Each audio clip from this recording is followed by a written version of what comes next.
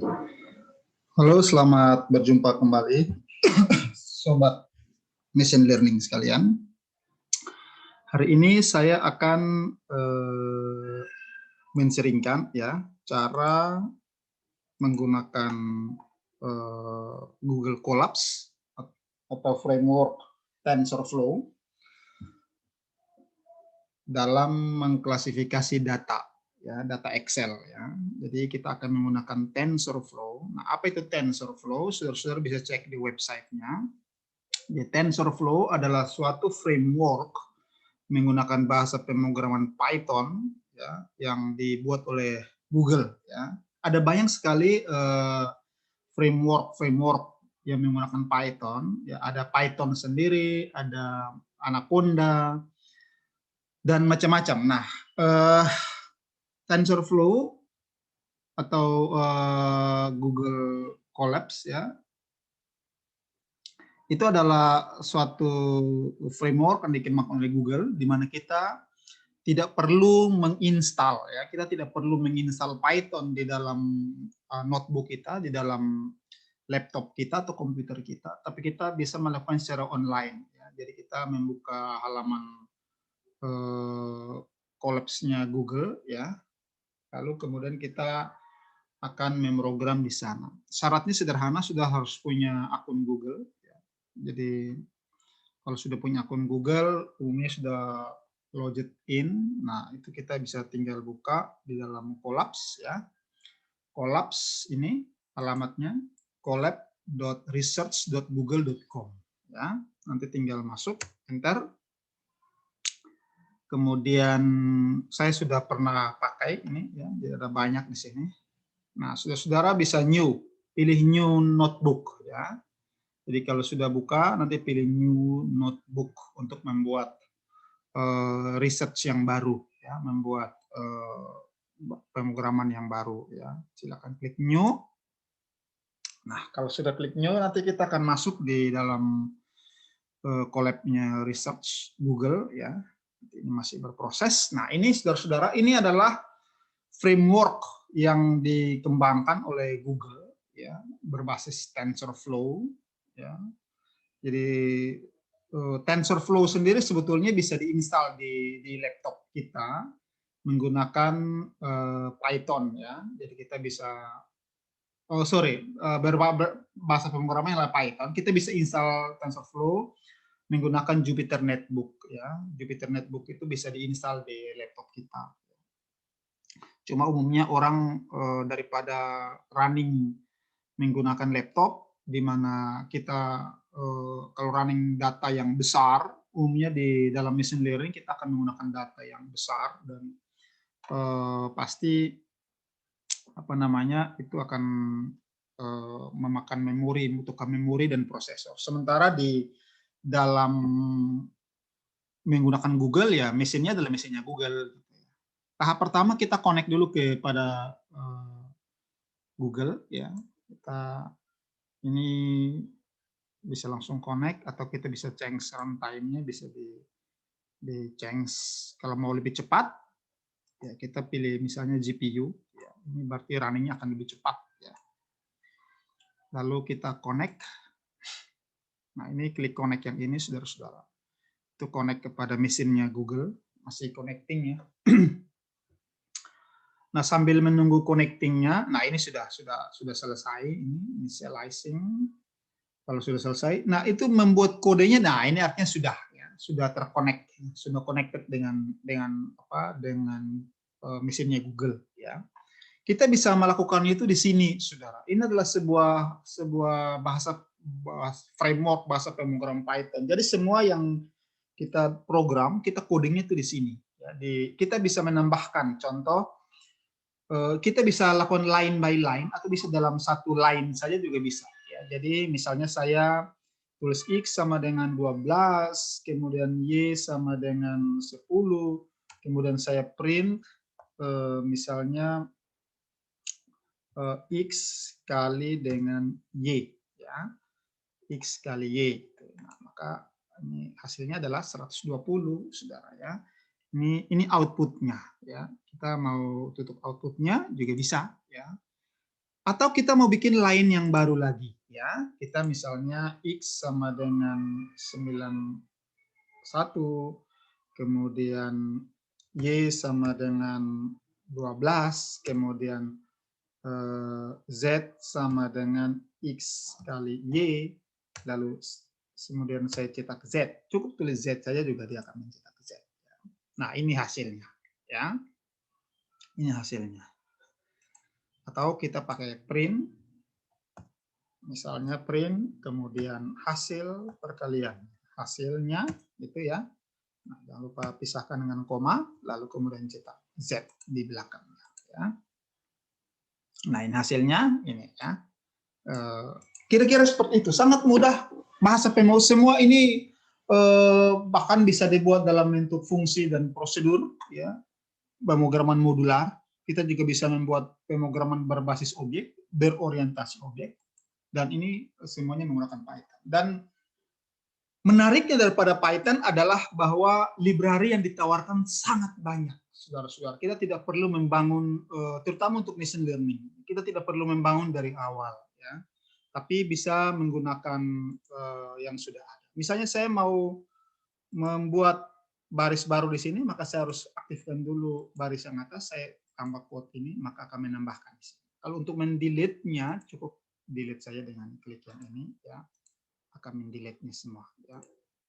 Oke, kita hapus ya. Nah, sekarang saudara-saudara, misalnya kita akan memprogram, tujuannya adalah klasifikasi data. Ya, klasifikasi data. Ini adalah algoritma machine learning yang kita pakai adalah multi-layer perceptron, jaringan saraf tiruan multi-layer perceptron, algoritma pembelajaran adalah backpropagation. Nah, algoritmanya seperti apa? Nanti saya akan share di video yang lain, ya. Saya akan share di video yang lain, tapi saya percaya banyak sekali algoritma yang sudah beredar, ya, di internet. Sudah bisa browsing, atau saya akan share salah satu contoh jurnal yang menggunakan itu di sini, ya. Nah, saudara-saudara, kita tahap pertama kita siapkan dulu datanya. Ya, sebetulnya saya ada data yang real, data punya Kaggle, cuma saya ingin simulasi menggunakan data yang sederhana dulu, yakni data XOR. Data XOR itu adalah sebuah data yang hanya akan bernilai 1 jika jumlah inputan satunya ganjil dan sisanya bernilai 0. Ya, jadi contohnya XOR kita punya kriteria pertama, ini kriteria kedua, ini kriteria ketiga, ini kriteria keempat, dan misalnya ini adalah Y. Ya, kita siapkan dulu datanya, saudara-saudara. Ini kalau 0, maka dia adalah 0. Atau mungkin kita hanya pakai 3 saja dulu supaya tidak terlalu banyak. Jadi ini akan 0, ini 0, ini 1, maka Y-nya pasti 1. Oh ya, ini saya center dulu ya. Saya senterkan saja dari semua. Ya. Kemudian ini nolnya pasti ada 4 ya. Ini 1, ini 1, ini 0, ini 1. Kemudian ini pasti 1 karena jumlah satunya ada ganjil, hanya ada 1. Ini satunya genap, maka ini pasti 0. Kemudian ini 1, ini 0, ini 0, maka ini 1 karena jumlah satunya ada ganjil. 1, 1, 1. Ini juga 0, 1, 1. Yang ini 1, 0, 1. Kemudian yang ini 0. Ini satunya genap, maka dia 0. Ini satunya ada 3, maka dia bernilai 1. Nah, sudah. Ini contoh data kita. Ya. Ini adalah outputnya. Kemudian yang 3 ini adalah kriterianya. Ingat, dalam machine learning selalu ada kriteria dan ada output. Ya. Kita akan melakukan klasifikasi data, ya, atau prediksi data. Jadi misalnya kalau inputnya ini, ya, maka outputnya apa sih? Oh, output sebenarnya 0. Tapi apakah jaringan saraf tiruan juga berkata 0 atau tidak? Gitu. Nah, itu nanti kita akan cek, ya. Kita save dulu data ini, ya. Save di desktop. Saya namakan data 1, ya. Kemudian kita simpan menggunakan ini CSV ya, supaya bisa gampang di ini ya, diakses ya. Simpan CSV. Sudah? Saya bisa lihat datanya di sini, saudara-saudara. Ini datanya. Saya bisa lihat menggunakan Notepad ya. Nah, ini sudah datanya nih, X1, X2, X3, dan kemudian ini seperti ini ya. Ada totalnya ada 8 data. Kalau sudah, maka kita bisa import data kita ke sini, saudara. Cara importnya gimana? Anda klik tanda yang ada folder di sini. Ya. Silakan saudara-saudara, Bapak Ibu, klik doc folder ini, ya, sampai muncul sampel data seperti ini. Kita tidak perlu ambil sampel data. Kita upload data kita. Klik tanda ini, kita upload. Kemudian kita pergi di desktop, ya. Kita cari data satu. Tadi data kita bernama ini. Kita upload, ini hanya peringatan bahwa data ini akan dihapus tiap kali kita stop dan mulai lagi, ya. Atau kadang kalau tidak dipakai, maka Google akan men-stop sendiri, ya, dan itu data dihapus, jadi tinggal upload lagi. Ya. Tapi kalau skripnya itu tidak, skripnya bisa disimpan di dalam drive kita. Sudah, saudara-saudara, ini sudah di-upload. Sebelum kita membaca data kita import dulu satu library bernama Pandas. Ya. Pandas itu adalah sebuah library pada Python, ya, untuk membuat data frame. Ya, jadi kita bisa buka data, kita baca, itu kita pakai Pandas. Ya. Kita import dulu, import Pandas. Kita namakan saja SPD. Ini variabel ya. PD ini apa saja ya, tidak harus bernama PD. Nah, kalau sudah kita running, kita tinggal klik tombol ini. Ya, sudah. Berarti ini sudah selesai dieksekusi. Kita tambahkan kode baru. Misalnya kita mau baca data ini, kita simpan di dalam variabel bernama, contohnya saja XOR misalnya, itu adalah nama variabel untuk menampung data kita, ya, atau dataset lah, ya, dataset sama dengan pd dot. Nah, Anda saudara-saudara kalau mau cari sintaknya kontrol spasi saja, ya, kontrol spasi. Nanti ini kita cari read CSV, ya, read CSV, kemudian buka kurung, ya. Nah, di buka kurung ini kita buat petik-petik seperti itu. Lalu kita copy path-nya dari sini, saudara. Ya. Copy path, copy alamatnya, tersimpan di Google-nya itu di mana sih? Nah, itu sudah tercopy, ini path-nya. Ya. Kemudian bisa di running. Ya. Bisa di running. Nah, sudah selesai di running, dieksekusi. Sekarang kita bikin baris baru, tekan tombol ini. Contoh yang kita mau buka datanya, ya, maka kita menggunakan perintah dataset.head, ya, .head. Ini dengan menggunakan perintah ini dia akan menampilkan nama-nama kolom dan 5 data pertama. Sekali lagi data kita total itu ada 8, tapi ini hanya menemukan 5 saja di dalam perintah ini, ya. Kita running. Nah, ini, ya. Jadi X1, X2, X3, kemudian ini datanya. Ini datanya tuh yang ini, ya. Nah, ini tampaknya masih menggunakan titik koma ini, ya. Ini kok titik koma ini harusnya sudah tidak lagi begini, ya. Kita bisa lihat dulu di sini. Nah, ya harusnya sudah tidak lagi begini, ya. Tapi ya tidak apa-apa lah, ya. Tidak masalah sebetulnya.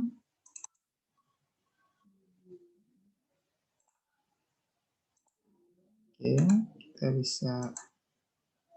Oh ya, ini ya. Ini titik koma karena ini titik komanya di sini. Kita Control All, ya, lalu Control Replace maksudnya. Control Replace supaya ganti titik komanya dengan koma, ya. Saya ganti titik komanya dengan koma supaya betul-betul dia bisa berhenti koma. Replace all. Nah, jadi itu begini yang sebenar, ya. Ya, ini yang benar. Nah, kalau sudah di save lagi. Kemudian kita upload ulang, ya. Saya hapus dulu yang ini. delete file, kemudian saya upload ulang data 1. Oke, nah kalau sudah saya running ulang yang ini, kemudian saya running ulang yang ini lagi. Nah, yang benar itu begini, saudara ya. Jadi dia berbentuk tabel. Nah, ini adalah nama-nama kolomnya. Ini adalah 5 data pertama, ya, 5 data pertama. Berarti sampai di sini kita sudah bisa membaca data dari CSV, ya, dari CSV. Sekarang, saudara-saudara, kita mau melakukan apa namanya klasifikasi menggunakan jaringan saraf tiruan, ya, menggunakan jaringan saraf tiruan. Nah, saudara-saudara, jaringan saraf tiruan itu mengenal 2 fase. Fase pertama adalah fase training dan fase kedua baru fase prediksi. Ya, kita harus memanggil dulu library untuk jaringan saraf tiruan. Silakan klik tombol baru, add code, lalu kita panggil import, ya. Import nama library sklearn, ya,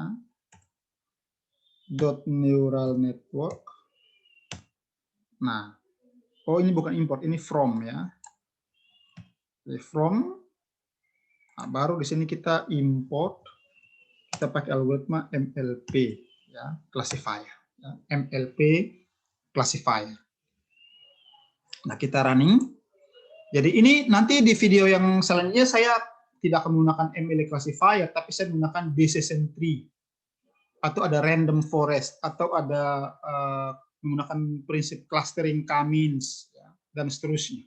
Tapi hari ini kita akan belajar menggunakan MLP classifier. Baik, sahabat-sahabat machine learning sekalian, saya akan add kode dulu, kemudian saya membuat sebuah model, ya. Modelnya atau saya namakan MLP sama dengan MLP classifier, ya. Ini, ya. Saya menciptakan sebuah model di dalam variabel MLP. Isinya adalah MLP classifier, ya. Saya running. Kemudian saya akan ajarkan kepada model ini, ya, kepada algoritma MLP ini, data-data yang saya ambil dari dataset ini, ya. Nah, sebelum saya mau mengajarkan kepada jaringan saraf tiruan, saya pisah dulu datanya, ya. Saya pisah dulu datanya, manakah yang termasuk kriteria dan manakah yang termasuk output, ya. Mana yang termasuk kriteria, mana yang termasuk output. Saya bikin sebuah variabel bernama kriteria, ya. Ini adalah sebuah array. Saya akan ambil dari dataset, kecuali variabel y-nya, saudara-saudara. Jadi saya contohkan dulu yang ini, ya. Ini saya contohkan. Nah, ini saya akan ambil X1, X2, X3, seluruh datanya, X1, X2, X3, saya kasih masuk ke dalam array kriteria, kecuali Y, ya, kecuali Y. Jadi, caranya adalah kriteria sepanjang dataset drop, jadi hilangkan saja Y, ya, hilangkan saja Y, kemudian ini aksesnya dikasih 1, ya, aksesnya sama dengan 1, ya, jadi itu akan menjadi kriterianya, ya. Nah, kita bisa cetak, coba apakah betul kriteria itu, ya. Kita bisa lihat hasilnya, kriteria.head, ya, harusnya dia kecuali Y, ya, harusnya kecuali Y. Nah, lihat X1, X2, X3. Yang ini nih indeks ini tidak dipakai, ini hanya indeks saja, bahwa ada 5 data di sini. Tapi yang dipakai itu X1, X2, dan X3. Oke. Saya close, berarti kriteria sudah. Sekarang saya isikan lagi output, ya. Outputnya itu adalah dataset .y. Berarti saya akan mengambil seluruh nilai y, ya, seluruh nilai yang ini saya letakkan di dalam array apa namanya, array output, ya. Saya belum running, saya running dulu. Nah, sudah. Saya sudah punya kriteria, saya sudah punya output. ya, masing-masing adalah array. Sekarang saya mau latih variabel MLP yang isinya adalah MLP classifier. Ya, saya mau latihkan dengan kriteria dan output. Ya, caranya gimana, saudara? Ya, sahabat MLP sekalian. Ini MLP.fit, ya, kita ajarkan. Ini kriteria, koma, output. Ya. Nah, kita tinggal running saja di sini. Ya. Nah, ini abaikan saja. Ini peringatan saja bahwa untuk menggunakan classifier ini ada beberapa settingan yang bisa disetting, ya. Ini defaultnya. Tapi kalau ini mau diubah-ubah ya silahkan. Misalnya fungsi aktivasinya menggunakan relu. Kita bisa ganti dengan tanha, sigmoid, dan seterusnya.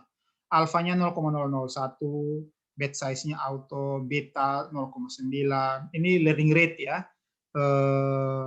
Ada momentum, ada 0,9-nya momentum, ini learning rate 0,001, dan seterusnya. Ya, ini konstarnya learning rate-nya tidak berubah-ubah. Ini settingan-settingan settingan default. Apakah ini boleh dirubah? Jawabannya ya, boleh. Cuma ini settingan terbaik yang diusulkan oleh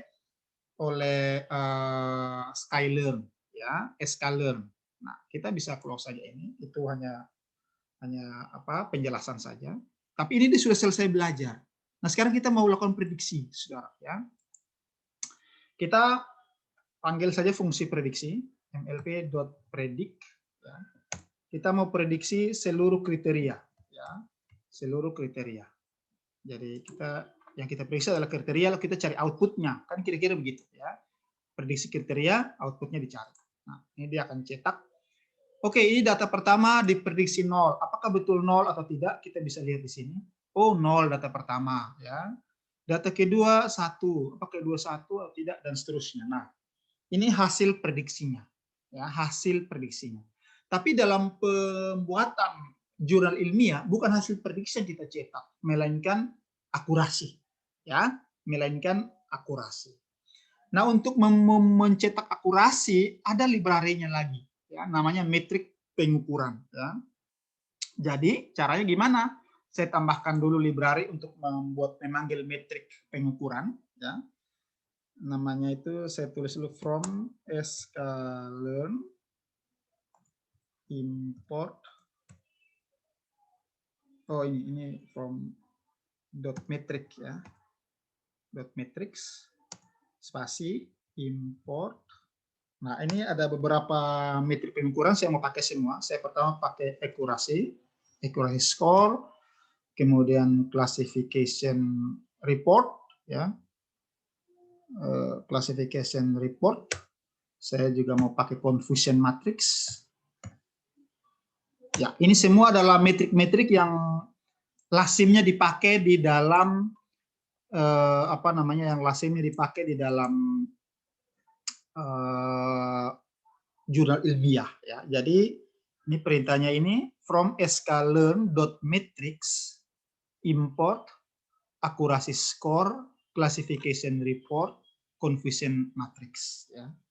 Nah, saudara-saudara, ini semua ada di dalam library-nya Sklearn. Ini nih.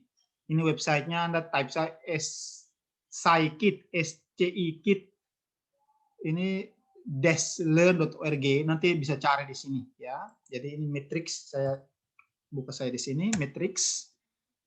Kemudian ini ada matriksnya di sini semua, ya. Ini ada, saya kalau klik matrix. Nah, ini akurasi skor semuanya di sini, saudara-saudara. Bahkan bisa AUC-nya juga bisa dicetak. Nanti sebentar kita akan pakai, ya. Kita akan pakai ini hasilnya, contoh pemakaiannya juga ada di bawah. Karena untuk membuat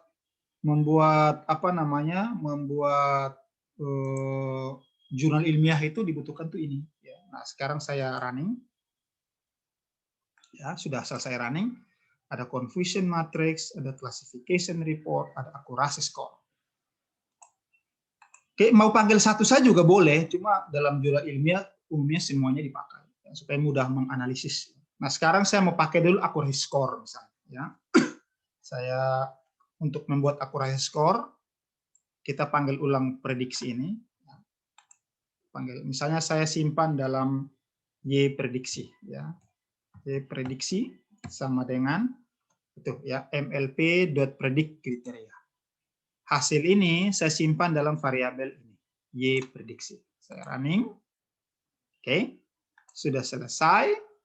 Sangat cepat ya, karena mesinnya Google ya, pasti cepat ya ketimbang laptop kita. Nah, kita bisa panggil matriksnya. Jadi kita bisa panggil misalnya print akurasi.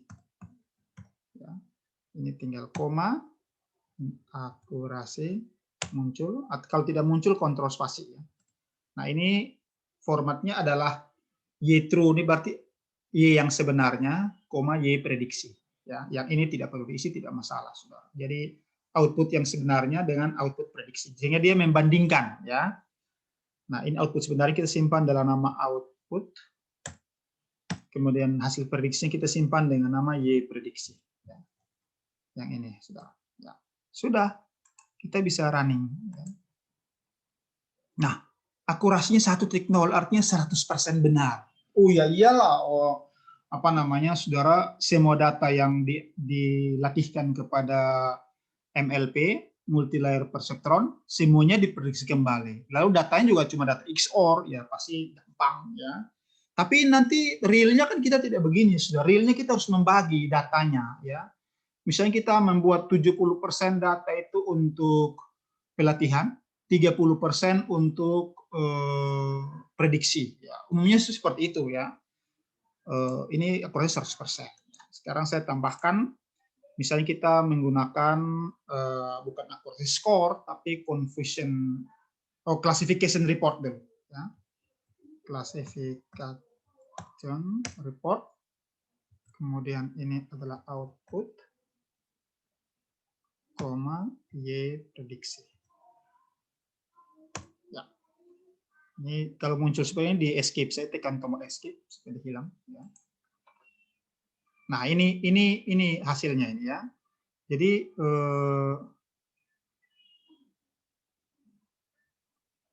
oh ini kok bisa muncul begini, atau kita print saja lah. Print.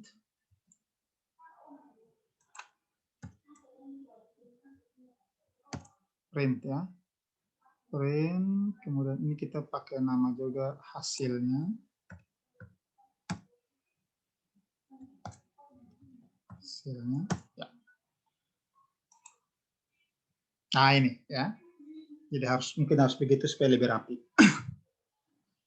Hasilnya untuk output 0, precision-nya 1, recall-nya juga 1, F1 score-nya 1, kemudian support rate 4. Ya. Apa artinya semua ini, saudara-saudara? Saya akan bahas ini di video yang lain. Precision, recall, dan F1 score itu adalah satu matriks yang dipakai untuk mengukur kehandalan algoritma machine learning kita. Ya, saya akan bahasin di bagian yang lain. Cuma sebagai sekilas saja, info saja bahwa ini dihitung dari true positif dan true negatif, false negatif dan false positif. Ya, ini adalah akurasinya 1 berarti 100% dari 8 data. Ya. Kemudian weighted average akurasinya juga bisa dihitung semua ya. Nah ini classification report. Biasanya kalau membuat jurnal ilmiah ini tinggal di capture saja saudara ya, di capture dibawa ke dibawa ke jurnal kita ya. Saya tutup dulu. Bagaimana dengan confusion matrixnya ya? Nah, ini saya copy saja ya. Ini saya ganti dengan confusion matrix. Confusion matrix. Nah, ini hasilnya. 4004. Ini sebetulnya membentuk baris ini, matriks ini. Ini coba saya close saja ini. Mungkin hasilnya lebih rapi ya. Oh ya sama. Ya ini 4004 artinya aktualnya 4, kemudian baris yang pertama ini adalah 1 ya, 1 sebenarnya, kemudian yang diprediksi juga ada 4 benar, 1 yang diprediksi sebagai 0 itu tidak ada. Ya. Kemudian 0 yang diprediksi sebagai 1 itu sebanyak 0, 0 yang diprediksi sebagai 0 itu ada 4. Jadi kira-kira cara membacanya begitu ya. Nanti akan saya jelaskan di data yang lain. Nah, saudara-saudara, kita bisa lihat di sini bahwa sangat mudah dong kalau begitu ya, saudara-saudara. Ternyata sangat mudah sekali ya. Bagaimana kalau datanya kita ganti, saudara ya, bukan menggunakan data saya lebih sering mengistilahkan data manja ya, data yang sangat mudah sekali dikenali, diprediksi ya. Saya punya sebuah data, saudara, yang saya tunjukkan. Data saya download dari Kaggle ya, namanya Pima Indians Database ya. Ini saya buka dulu datanya, saudara-saudara. Ya, ini datanya ini. Ini adalah kriterianya, ada 1, 2, 3, 4, 5, 6, 7, 8. Ada 8 kriteria. Outputnya itu antara 1 dan 0. Ini data tentang diabetes ya. Data tentang diabetes. Jadi untuk menyatakan seorang itu diabetes atau tidak pada masa kehamilan. Ini masa kehamilan, kalau saya tidak salah ya. Nah, ini data ini belum punya nama kolom, saudara. Nanti kita akan kasih nama kolom dulu ya. Kita akan kasih nama kolom dulu. Atau nanti kita katakan saja kita pakai X1, X2 dan seterusnya. Walaupun ini sebetulnya menurut informasi resmi itu ada ya. Nah, kita akan import data ini ke dalam halaman kerja kita ya. Kita akan upload dulu. Upload datanya. Saya simpan di D, lalu Python, lalu ini datanya ya. Nanti data ini akan saya sediakan, akan saya sediakan di halaman deskripsi. Nanti tinggal sahabat machine learning sekalian tinggal download ya. Nah, nanti data kita akan kita copy dulu path-nya ya. Kemudian kita ganti di sini. Ya, sudah di situ bisa dieksekusi ya. Kemudian kita bisa tampilkan 5 data pertama. Nah, ini datanya tidak memiliki nama-nama kolom ya. Tidak memiliki nama-nama kolom, tapi kita kasih nama kolom dulu ya. Kita akan kasih nama kolom dulu. Baik, untuk memberikan nama kolomnya itu sebetulnya bebas ya. Bebas. Ini saya tampilkan lagi datanya dulu ya. Tapi dari informasi resminya, ini sebetulnya semuanya sudah ada nama-namanya ini. Ini menurut informasi resminya. Ya, dan saya sudah copy nama-nama kolom yang real. Nanti saya juga akan taruh letakkan di kolom deskripsi, nanti Bapak Ibu bisa. Ya. Untuk nama-nama kolom ini saya letakkan di bawah line pertama. Jadi ini adalah nama-nama kolomnya. Ya. Jadi nama-nama kolomnya saya simpan dalam call names. Ini semua saya peroleh dari Kaggle ya. Dari Kaggle. Jadi ada pregnant, hamil atau tidak, kemudian kadar glukosanya. BP ini adalah blood pressure, tekanan darah, kemudian skin, insulin, BMI, pedigree, age, dan label. Label ini adalah output ya, yang menyatakan dia diabetes atau tidak. Nah, kita bisa running. Oke. Kalau kita sudah punya nama-nama kolom, kita tambahkan di sini ya. Kita koma names. Names-nya adalah call names. Ya, jadi itu adalah saya skip lagi. Names sama dengan call names. Nah, call names ini yang tadi variabel di atas ini, variabel yang ini. Kita bisa running. Ya, sudah. Sekarang kita running lagi yang ini. Nah, ini sudah ada nama kolomnya. Ini apa, masa kehamilan 6 bulan, 1 bulan, 8 bulan, satuannya bulan ini. Ini glukosa, blood pressure, skin, insulin, BMI. Nah, ini satu ini artinya diabetes, 0 tidak. Datanya ada banyak sekali, saudara ya. Ada banyak sekali data ini. Kalau nanti saya akan letakkan datanya di dalam, atau kita bisa lihat ada berapa banyak sih datanya ini ya. Lihat deskripsi datanya ya. Saya kembali ke sini. Saya tambahkan satu kode. Saya panggil dataset dulu. Kemudian .describe ya. Ya, ini untuk melihat deskripsi datanya. Nah, ini. Jadi count ini berarti jumlah barisnya itu ada ini nih. Wah, ada banyak banget. Ini ada 768 data. Count, ini ada jumlah barisnya. Jadi semua kolom ini totalnya ada, ini jumlahnya harus sama loh ya. Kalau tidak sama kita harus drop. Ya. Ini ada 768 data. Ya. Jadi tiap kolom itu total datanya ada ini. Untuk kolom pregnan sendiri, ya, data tertinggi itu 17. Terendahnya adalah 0. Berarti ada yang tidak hamil ya. Kalau 0 ini kesatuannya bulan. Kemudian glukosa dan seterusnya.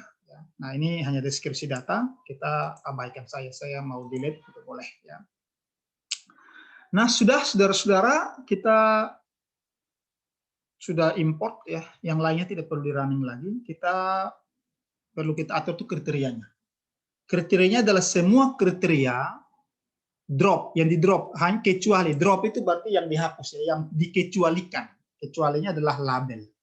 Ya. Karena kita bisa lihat di sini saudara, bahwa di head ini saya ulangi. Nah, kita mau ini semua ini masuk pregnan, glukos, BP, skin, insulin, BMI, pedigree, age, kecuali label. Karena labelnya adalah yang mau diprediksi saudara, ini adalah outputnya. Ya. Ini adalah outputnya, sehingga ini tidak diikutkan. Perintah head ini hanya menampilkan 5 data saja, tapi kan totalnya tadi ada banyak. Sehingga kita kembali ke sini, kecuali label, ya, karena label masuk di dalam output, gitu ya. Nah, sudah. Sekarang kita coba cek labelnya apakah sudah hilang. Oh ya, sudah hilang. Ya. Nah, outputnya itu adalah label. Ya. Jadi dataset.label. Oke, sudah. Nah, kita tidak akan feed langsung. Oh ya, kita bolehlah coba feed langsung ya. Kita akan feed kriteria koma output. Sudah, ini hanya settingan saja, saya abaikan.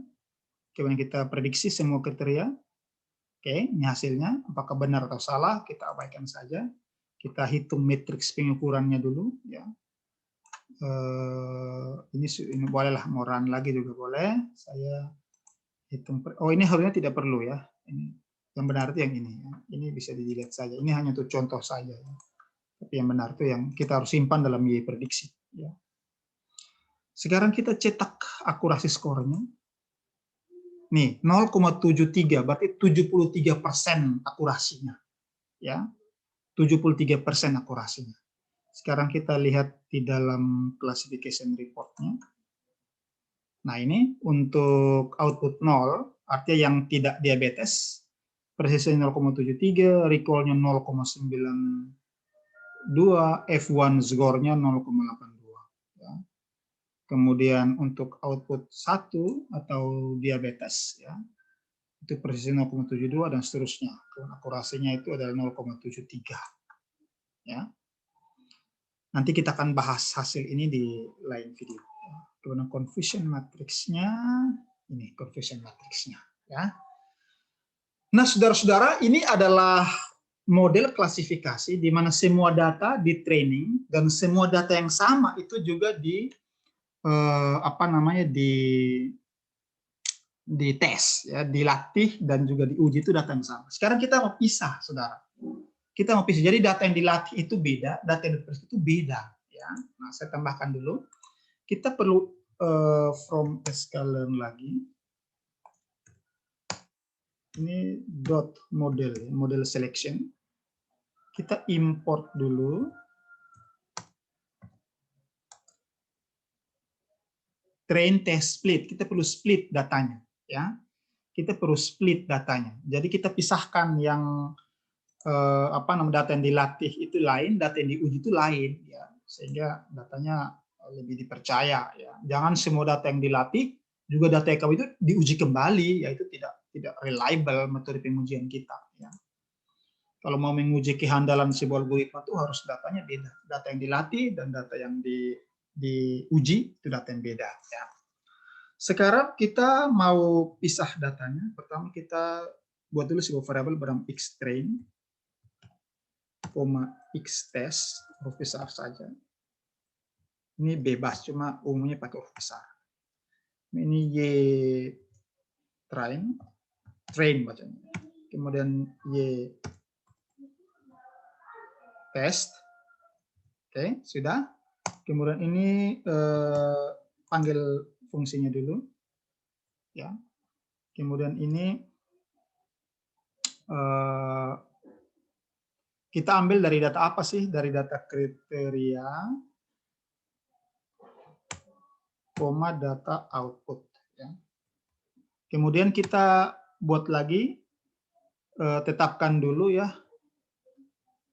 Tetapkan dulu test size-nya. Berapa banyak sih data yang diujikan. Ya. Test size sama dengan 0,3. Ya. 0,3. Jadi kriteria output itu adalah data yang dia ambil dari sini, kriteria dan output. Ya. Kemudian test size ini berarti berapa persen data yang akan diuji. Berarti sisanya itu yang akan dilatihkan. Jadi kalau 0,3 berarti 30% data itu akan dipakai di pengujian. Berarti 70%-nya dipakai di dipakai di pelatihan. Running. Nah, sudah. Kita sudah split datanya. Sekarang kita feed ulang. Ya. Kita feed dulu mlp.feed. Ini yang kita feed, ini bukan bukan kriteria, output lagi ya, tapi kita sudah pakai xtrain ya. Xtrain, ytrain ya, ytrain ya. Nah, ini yang di feed ya. Oke, ini hanya keterangan saja, kita abaikan. Sekarang kita prediksi ya. Y prediksi sama dengan mlp.predict. Kita panggil predict. Nah, yang kita prediksi itu adalah xtest ya. Xtest ya. Kita prediksi. Sekali lagi yang diprediksi cuma 30% saja ya. Kemudian yang di train di sini itu 70% data. Nah, kalau sudah maka sekarang kita hitung akurasinya ya. Kita copy saja bagian ini nih. Ini saya copy saja. Saya letakkan di sini. Kita lihat apakah dengan 30% data berapa akurasinya. Oh, ini salah ya. Ini bukan output lagi tapi apa tadi? Y-test ya. Y-test. Kemudian ini Y-prediksi ya. Ini Y-prediksi. Karena Y-prediksi itu sudah menggunakan X-test. Oke. Nah, akurasinya 70% dibandingkan yang tadi ya, 73%. Oh iya, karena ini semua data yang dilatih diujikan kembali. Kalau ini sudah pecah ya, memang lebih rendah. Oh ya pasti karena datanya data yang baru, data yang tidak diikutkan dalam pelatihan dan lebih reliable ya. Kemudian kalau kita mau panggil ini classification report-nya, kita bisa copy ini. Saya copy, saya panggil classification report-nya. Oh, ini salah lagi ya. Ini bukan output, tetapi Y-test. Ya. Karena sudah di split. Nah, ini hasilnya, saudara-saudara. Ya. Oke, saudara-saudara, sangat mudah ya menggunakan Google Colab Python ya yang berbasis Python. Kalau mau di save ini bisa ya, ini tinggal di rename di sini ya. Misalnya ini MLP gitu ya. Ini JPYNB ini artinya Jupyter Notebook ini ya. Jupyter Notebook ya. Jadi extension tidak perlu, ini mau di save juga bisa. Artinya dia akan save di dalam Google Drive kita. Tapi kalau mau save di luar juga bisa ya. di dalam apa namanya, di dalam mau di-download ya dengan extension Python juga bisa. Ya. Di GitHub kita juga bisa, di mana saya juga boleh ya, script ini semuanya ya, dengan sangat mudah, saudara-saudara. Contohnya misalnya saya mau download, supaya besok-besok saya mau pakai ya. Mau extension Jupyter Notebook juga boleh, mau Python saja juga boleh. Ya. Kalau Python saja ya kita akan running di dalam program Python yang standar bisa, tapi kita harus install dulu library-library-nya. Kalau Jupyter Notebook itu adalah sebuah framework Jupyter Notebook yang offline, artinya kita install Jupyter Notebook di laptop kita, kita running langsung bisa. Atau kita running di dalam Google Colab kita juga bisa. Google Colab kita adalah sebuah Jupyter Notebook. Ya. Jadi Jupyter Notebook versi online yang dikembangkan oleh Google. Ya. Misalnya saya .py atau .py. Ya. Nah ini dia akan simpan di sini. Saya bisa langsung open. Nah ini hasilnya. Ya. Ini dia akan simpan dengan model seperti ini. Kira-kira seperti itu. Ya. Dia akan menyampaikan juga ininya.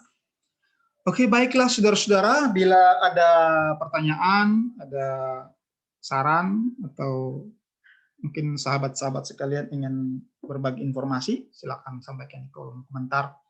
Dan nanti di video berikutnya saya ingin menjelaskan tentang bagaimana menggunakan algoritma decision tree ya, atau algoritma yang lain. Sekian dan terima kasih atas perhatian saudara-saudara sahabat sekalian. Sampai ketemu kembali.